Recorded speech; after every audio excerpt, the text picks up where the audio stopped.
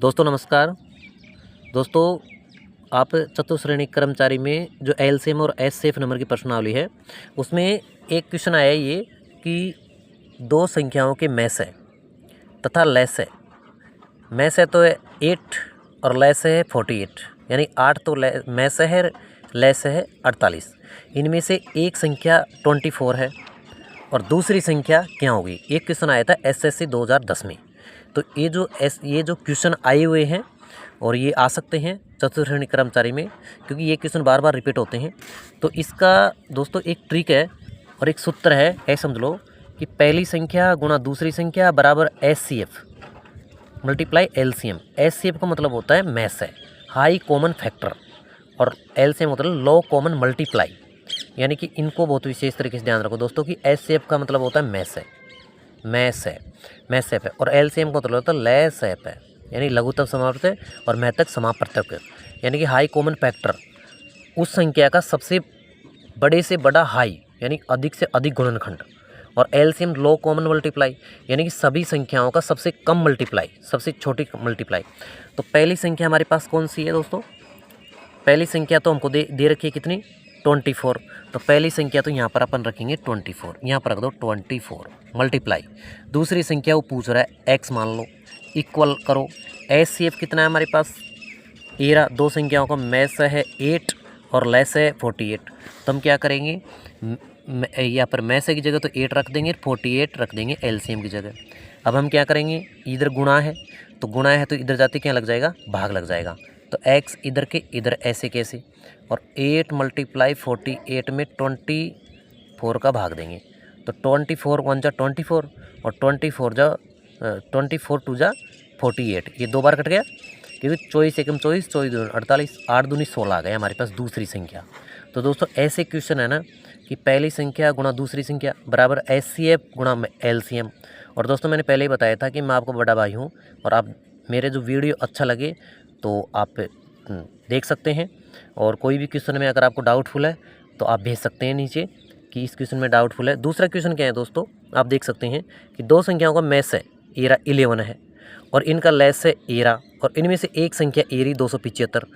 तो दूसरी संख्या क्या होगी? तो दो संख्या को मैस से कितना है 11 और लेस से कितना है 7700। ठीक है दोस्तों, अब देखो यहीं पर सोल्व करेंगे इसको। क्या कह रहा है क्वेश्चन कि मैंने एक सूत्र बताया था मैंने आपको अभी कि पहली संख्या गुणा दूसरी संख्या, पहली संख्या गुणा दूसरी संख्या बराबर एचसीएफ मल्टीप्लाई एलसीएम। ठीक है दोस्तों, तो पहली संख्या तो हमारे पास कौन सी है 275 है, तो यहाँ पर 275 रख दो। और दूसरी संख्या पूछ रही है, दूसरी संख्या को आप x मान लो, ये x मान लिया, इक्वल एचसीएफ कितना हमारे पास 13 में से 11 है तो यहाँ पर 11 रख दो। एलसीएम कितना हमारे पास 7700 यानी 7700 है। अब क्या करेंगे हम 275 का इधर भाग लगा देंगे, ये x ऐसे के ऐसे 11 मल्टीप्लाई 7700 यानी 7700 आ गई। और ये 275 इधर मल्टीप्लाई में है तो ट्रांसपोज करेंगे, इधर पक्षांतरण कर देंगे तो इसमें भाग लगा देंगे 275 का। काट सकते हैं आप, 11 एकम 11 और 11 दूनी 22। अब यहाँ पर 27 में से 22 जाएंगे तो 5 बच गए और 11 पंचो 55। फिर 25 से काटो 25 एकम 25 और 2 जीरो काट दो 25 चौक 100। अब 77 को 4 से मल्टीप्लाई करो, 7 4 जा 28 यानी 7 चौक 28 हासिल की दो, 7 चौक 28 और 2 कितना आ गया 30। तो हमारे पास दूसरी संख्या कौन सी आ गई दोस्तों 308 आ गई। दिख रही दोस्तों, ये रही 308।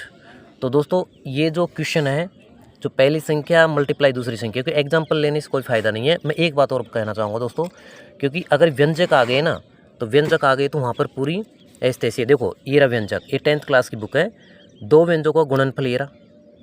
यदि इन संख्याओं का मैस से x + 6 है तो इनका लेस है क्या होगा?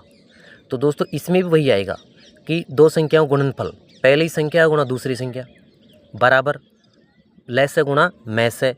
तो इसको जो व्यंजक है देखो इसको कैसे करना है इस क्वेश्चन को, क्योंकि ऐसे क्वेश्चन भी आ सकते हैं। ये आप देख सकते हैं ये कौन सी बुक है 10th क्लास की, एक्सीलेंट है।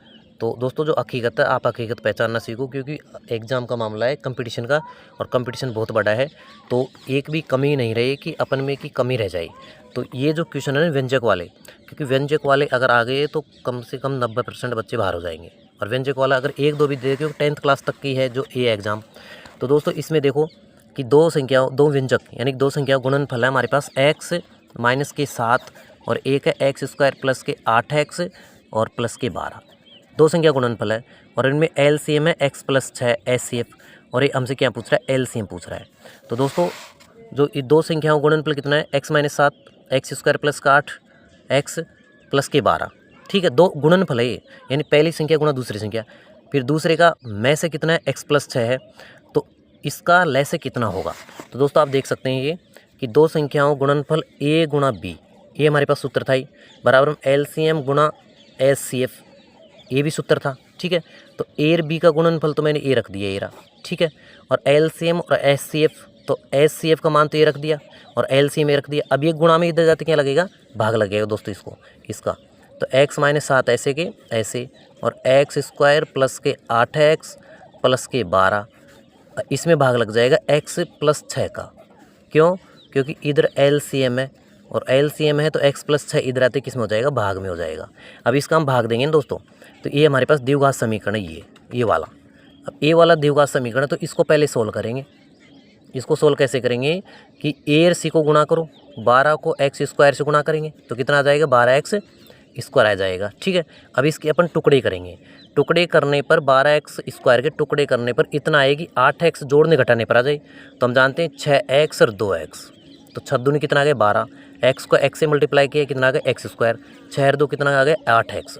तो अब हम क्या करेंगे, इसकी जगह 6x और 2x लिख देंगे, x स्क्वायर प्लस के 6x प्लस के 2x प्लस के 12, और बटे में क्या आएगा, x प्लस 6 आ जाएगा, बटे में x प्लस 6 आ जाएगा, बराबर में LCM हमारा आ ही रहा था, ठीक है दोस्तों। अब देखो आगे ये कितना आ गया, x माइनस का 7, ठीक है। ऐसे कैसे आ गए, तो अब यहाँ पर क्या करेंगे, इसमें से कॉमन लेंगे x, थोड़ा बड़ा ब्रैकेट ले लो, x कॉमन ले लिया, x का भाग स्क्वायर में दिया तो x आ गया, x का भाग x में दिया तो 6 आ गया, ठीक है। यहाँ पर देखो इन दोनों में कॉमन लेंगे 2 कॉमन ले लो, तो 2 से 2 गया, क्या बचा x, और 2 6 12, ये ऐसे के ऐसे आ गया। बटे में क्या आएगा दोस्तों, x प्लस 6 आएगा, ठीक है। अब हम क्या करेंगे, यहाँ पर भी कॉमन में x प्लस 6 है, यहाँ पर भी x प्लस 6 है, तो x माइनस का 7 और x प्लस 2 ऐसे कैसे लिख दो, ये लिख दिया, और x प्लस 6 ऐसे कैसे लिख दो, ये लिख दिया, ठीक है। बटे में x प्लस 6 ऐसे कैसे आ जाएगा। अब ध्यान रखना दोस्तों, यहाँ पर गुणा में तो x प्लस 6 से x प्लस 6 कट जाएगा, ये हमारा LCM आ गया। ये दोनों गुणा कर लो, x को x से गुणा करो x स्क्वायर, और x को 2 से गुणा करो प्लस के 2x, और 7 को x से गुणा करो माइनस के 7x, और 7 को 2 से गुणा करो माइनस के 14।